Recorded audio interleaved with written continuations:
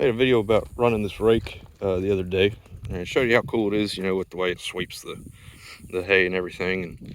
And one of the things I talked about though is that, you know, it's a German design and it's super complicated and therefore sort of fragile. And yeah, not long after I made that video, I had a pretty big come apart. It's kind of hard to see in there, but yeah, that's all broken pieces of bearing and cast iron. You can see there's a piece broke off of that thing here in the middle. There's a ball bearing sitting right there. The thing in the middle is called a cam. So I was kind of showing how, and you can see it over there, those they fold up, and then as they come around, they sweep down. Well, that's accomplished by this thing in here. And if we look at this side, you can see that it's completely destroyed. See all that broken? Yeah, just bits of bearing material and metal, all kinds of crap in there. So great. So I get to take this completely apart. I've already got all the arms off, obviously. I didn't film any of that. It's easy enough. You just take out these two bolts and the arm comes out. And so it's kind of tight. Sometimes you have to loosen up the ones around it. But, you know, I mean, here's a piece of a failed bearing. Just awesome. So I'll have to get this thing jacked up, and I'll show you when I do that. And figure out how that cam comes out of there and replace it. I'm not sure yet. In the meanwhile, though, oh yeah, a piece of it came through the top right there. And this all still spins, so that's good. Bearings feel fine in there. That's good news. Then I also noticed I had I didn't even see that the other day, but had a tire come off the bead. I got a flat tire as well, so awesome. Anyway, stupid khun rake breaks every time I use it, seems like. Real bad this time though.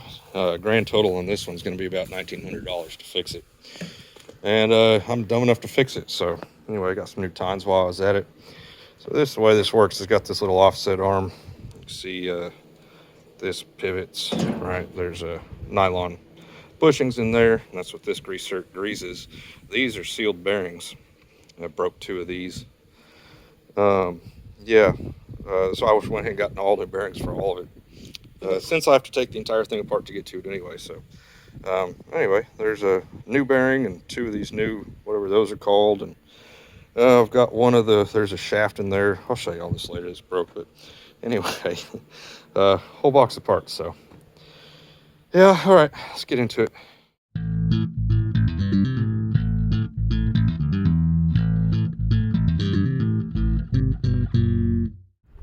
All right, so this is pretty straightforward. I've got it in a vise here. Not a whole lot to it. So there's that old bearing. I don't know, can you guys hear that? I'm not sure. Completely dry in there. So these are permanently lubricated. Yeah, I don't know if you can see that. It's got a little bit of play in it. This one's not that bad of shape compared to, you know, the one that broke in half, of course.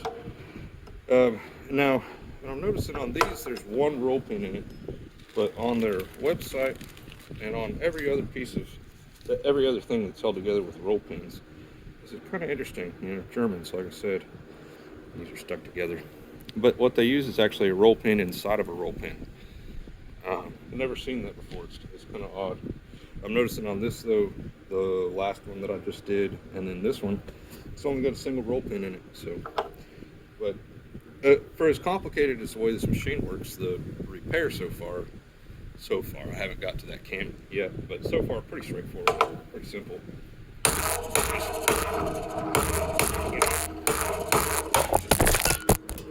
Drop you guys on the ground. Thought that might be a problem. Let me find somewhere else to put you guys. Let's see if that'll stay. Oh, okay, so like I said, pretty straightforward. Knock that old roll pin out. Couple taps of the hammer and that comes out. Scrap bucket there. Now, this pin, the bigger of the two, has been notoriously hard to start, so I'm going to go ahead and start it before I put the bearing in. Otherwise, the bearing, it turns in there as I'm hammering on it. I've done 3 of these now, so that's what I've learned so far. So. to start until it does. Yep. So far, every time. It's a disadvantage of not having the bearing in there. I overdrive it just a touch. What I found, tap it back and forth like that, it'll pull itself back out.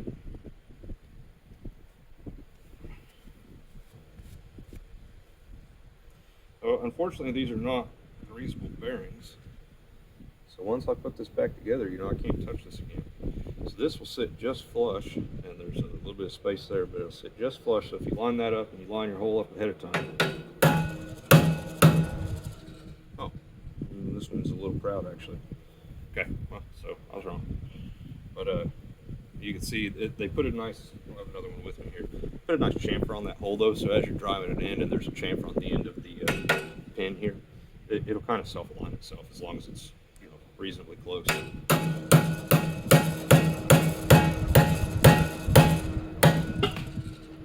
There you go.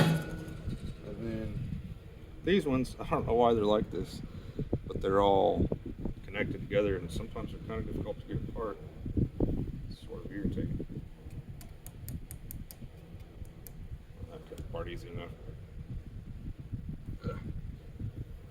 And then I don't know if this is necessary, but I line the slit on this one is up on top. I'm gonna put this one the other direction. I don't know that it matters.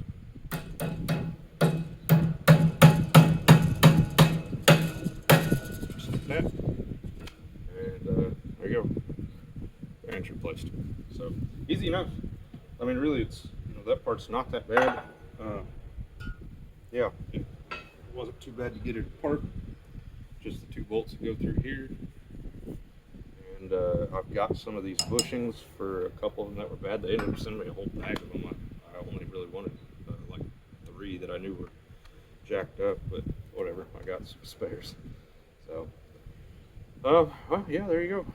So, cool. I'll show you when I do something different. Just got to the next bearing here. I wanted to just see if you guys could hear this maybe. Can you see how it's there that time? It kind of catches. This bearing's failed, so it didn't come apart like some of the other ones. Yeah, right there. See, it almost locked up. But this bearing's completely failed, so that's why we're just replacing all of them. So get another one, put it in. All right. First one I showed you was in okay shape. Second one was a good example of a bearing that sort of failed intact. This one here in the industry is what we call rapidly disassembled itself. See that there. So anyway, 3 different bearing failures, but I guess one of them wasn't really a failure, but kind of all the different conditions of bearings in this machine. All right, I'm going to show you guys this. It's got a broken tine. There's nothing to it.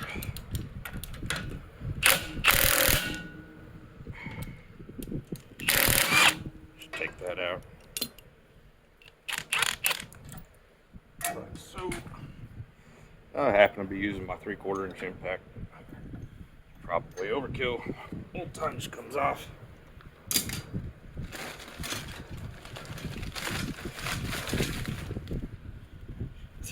Reduced down to 1/2 inch socket anyway. And new one here. Put this down. Just like that. Easy peasy.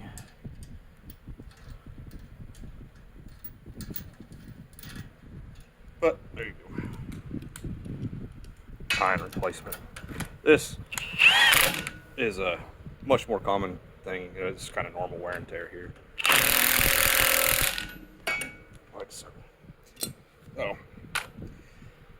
not really a breakdown item. Like I said, this happens. They break. They're sort of consumables. Anyway, that's all it is to replace them. It's normally done on the machine. But yeah, did it in a vise this time. Last one for today anyway. I got one more that's got a different problem, but it's at my neighbor's house. I might go get it this evening. But I might wait a ways off anyway. I was just sitting here thinking a lot of people probably look at, hammering in real close proximity fingers like that and think, you know, maybe why don't you use pliers or something? But you know, the real problem is that if I hit my thumb with the hammer would probably shatter. But I got like 3 other hammers, so it's not that big of a concern to me. Here's this last arm, so you can see this shaft is supposed to be in here, but it's not. Not most of it anyway. The thing about these dual pin designs, they're really hard to drive out. So.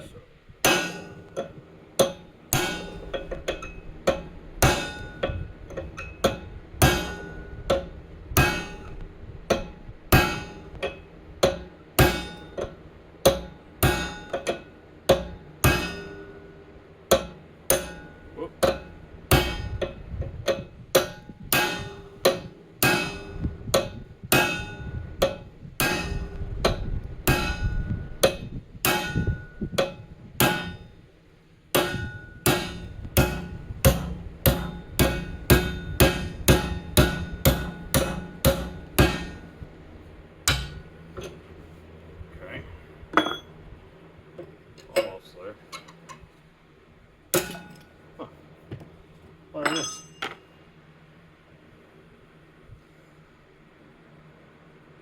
That's interesting. I've never seen something designed like that. So pin, a pin. This thing's got them all over it. So. Alright, next step should be to knock this out. Ooh. Huh. That's oh man, that's gonna be a problem.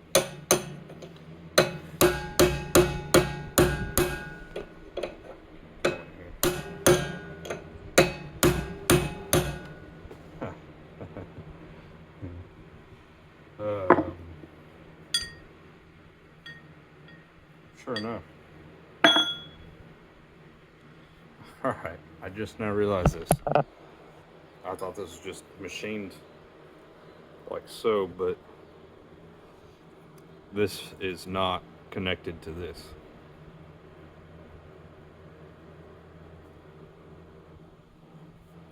Isn't that interesting? Okay. Well, makes that interesting.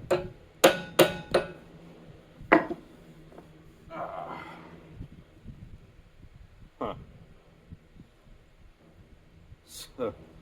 So,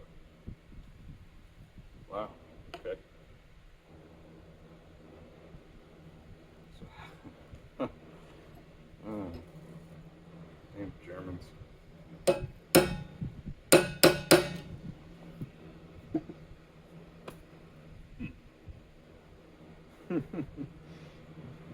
Okay. So, I don't know how I'm gonna get that out of there. It hasn't moved at all. Ah. That's unexpected. Thought I was gonna have something to hammer on it. I did not even notice that. This ring right here is just pressed on there.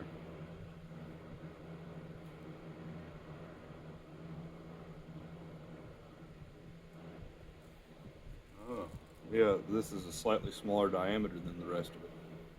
You can see it. That dark ring there. Huh. Awesome.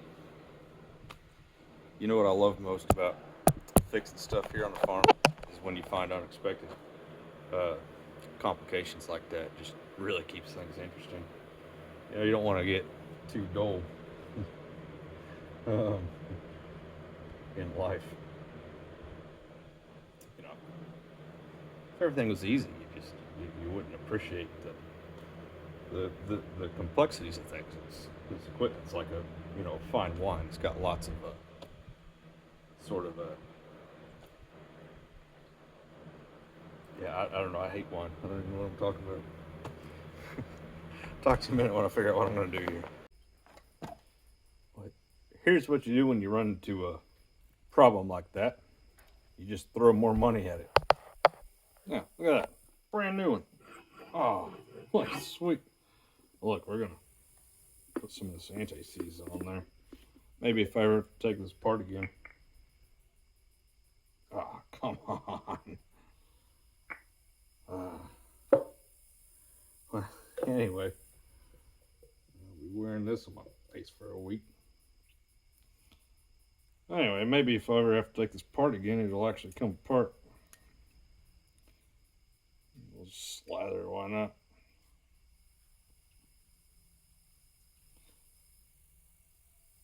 Huh.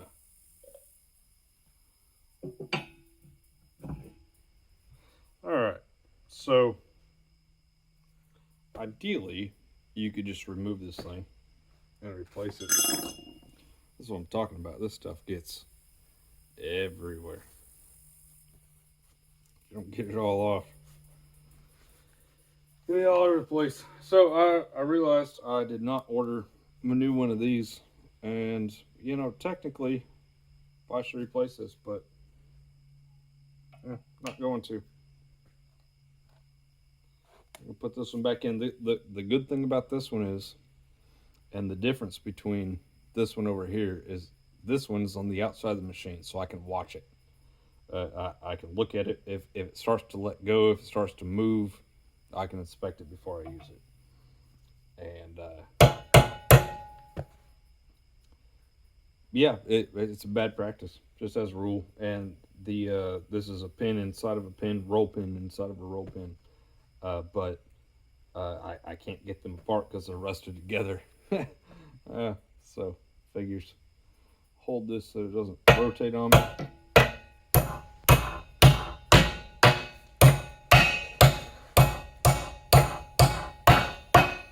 Oh, come on.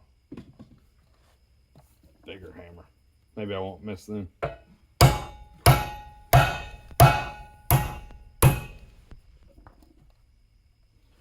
Just like that. Now, it's still sticking up a little bit, but it's sticking out the bottom side. So, anyway, okay. Right, so these things have some nylon bushings in here. You can see that. And these found with a screwdriver would be kind of a pain, but usually if you just work around it, see it's starting to come out. And there it goes. Oops. Just like that. Pop that out of there. New one. Just slide right in. It's got one on this side too. That one looks fine though, so I'm going to leave it. And this goes on like so. Alright, next thing. Okay, let's see here. Hang on, I gotta go look. So this, right here, this is very important that you put this on here in the correct orientation. So let me go look at one real quick. Make sure.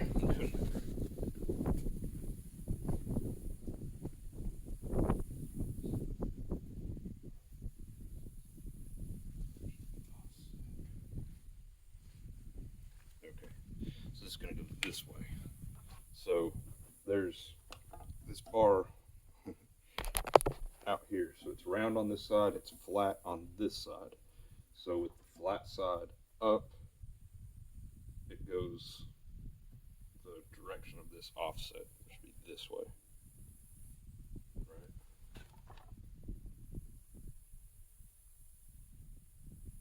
No, sorry, this way. Hang on, I'm just get another one. Okay, so see this.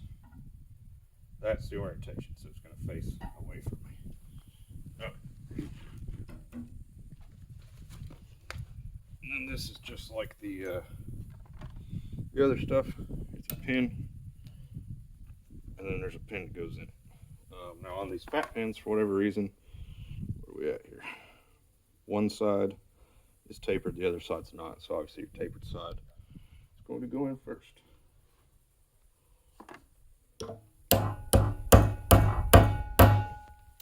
These ones are really hard to start.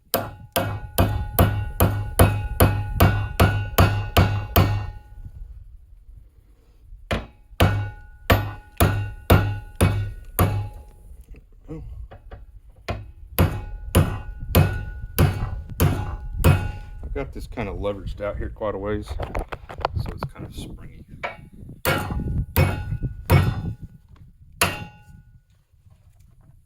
This one is tapered on both sides. I don't know if you can see that, so it can go in either direction. Like I said on the other ones, I don't know how much it matters.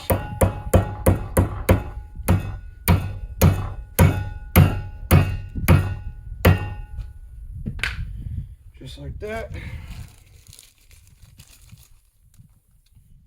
Bearing.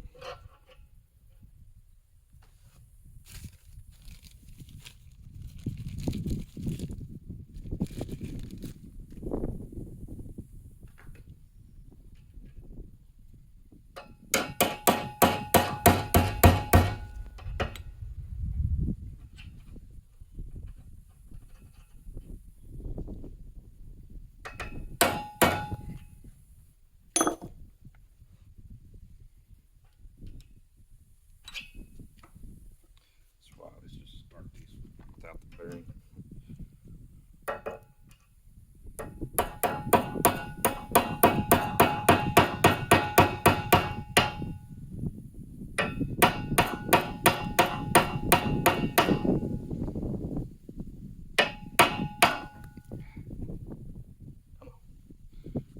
Turn in my vise.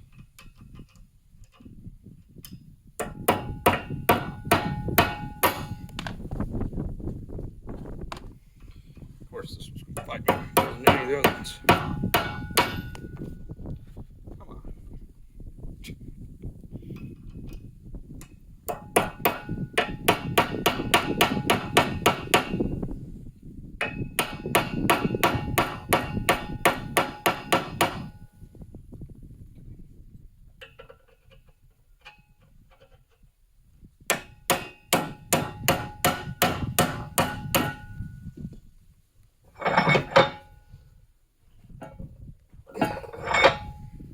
Tight as I can get.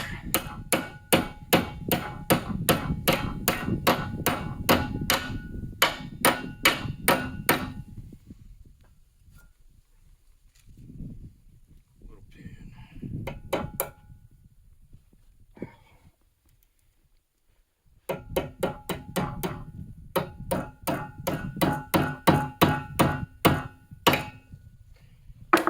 Okay, there you go. So that's all the arms. I think I'm going to end this video off here. It's probably long enough already. And next thing is going to be tearing that cam apart on the rotor. So I got to do a bunch more disassembly. Probably tackle that tomorrow. I think it's supposed to be a decent day. So beautiful today. 84 degrees is the high. Kind of amazing. But yeah. Anyway, so hey, thanks for watching. Hope this is helpful. And see you guys on the next one. Tell you the rest of it apart. So fun. All right, see you guys.